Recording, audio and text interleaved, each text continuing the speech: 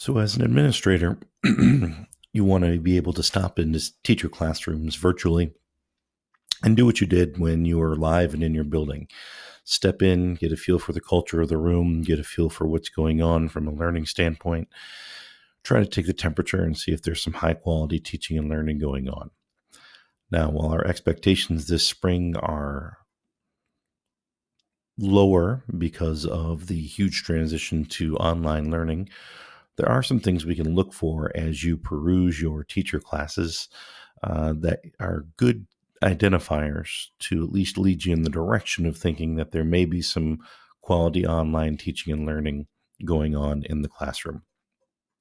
Initially, I want to show you a classroom that is partially set up, that doesn't have a lot of activity in it, that looks like it may be on the path to being good.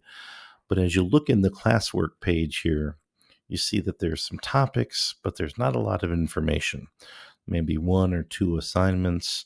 Some fair amount of setup has gone on here, but unfortunately, there's not a lot of actual task-based work.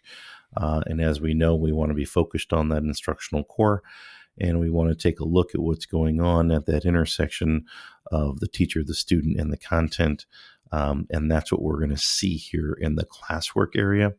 And there's just not many tasks here for our students to do in this class.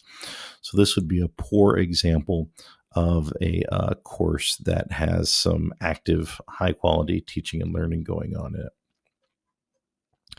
An example of a class that may have some good teaching and learning on it would be this one, where when you look at the stream, you see there's been some posts.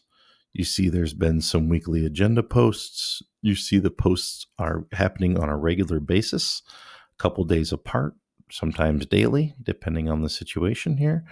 And there seems to be quite a few of those posts here.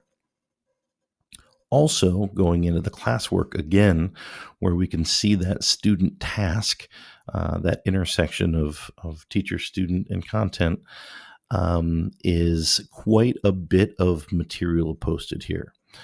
Now, I encourage you to dig one step further. It's not enough to just see a bunch of posts. A bunch of posts is great. It's certainly a nice thing to see. The teacher's been active. They've put a lot of things in there. But what is happening with the students inside those posts? In this case, this class doesn't have any students assigned to it, but are you seeing a lot of assignments turned in? Are you seeing a lot still left sitting there undone and not assigned? And take a look at some of the information and actually view some of the assignments and see what your teacher is asking your students to do. Is there a sentence starter provided? Are there clear directions provided in the activity? In this case, that is third in a series, so there was some good CER direction there. Research shows that checklists are a big deal when it comes to providing students with a variety of ways to accomplish tasks and sharing information and expectations. I strongly encourage you to encourage your staff to utilize checklists in digital learning. In the case of this particular example, we have what's called a lab ticket, which shows the task in a Google Doc that the students will go through during this section and chapter in their learning.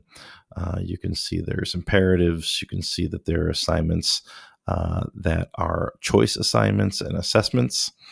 And all of these assignments on this checklist are visible in this meteorology unit. So you're seeing things in multiple places, which is important, especially with digital learning. We want to make sure that the students are getting the information more directly and in many different ways. This class is actually missing a key component to full 100% online digital learning, as it was built to be a blended learning course. In addition to that printed checklist, and in addition to the posted assignments here under the meteorology section, I'd strongly recommend that teachers put some sort of video or screencast or video-based interaction to also read the directions in a third format to students so they can see and hear things in a different way, trying to cater to as many different learning styles as we possibly can. You also want to take a look and you want to see if there are different types of questions and comments the um, in the classroom. If we scroll through this one, you'll see there's materials, there are assignments, and there's not much else. Looks like exit tickets may have been questions in this class, but lots of materials and assignments, not asking a lot of questions, and not doing any quizzes, at least with Google Forms here. So that might be something to talk to that teacher about, to see what they were thinking and what their thought process is in terms of laying out assessments in that class.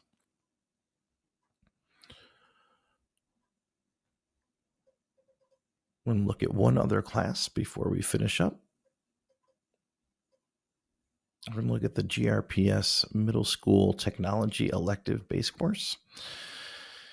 And you'll see that there are digital basics, Google Drive, and the sections are broken to parts. This is a nice way to break up information in a course. More importantly, I want to take you into one of the assignments.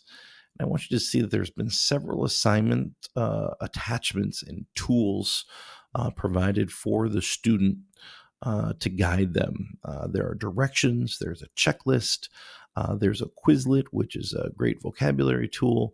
There's step-by-step numbered instructions, very intentional instructions, all here in the assignment.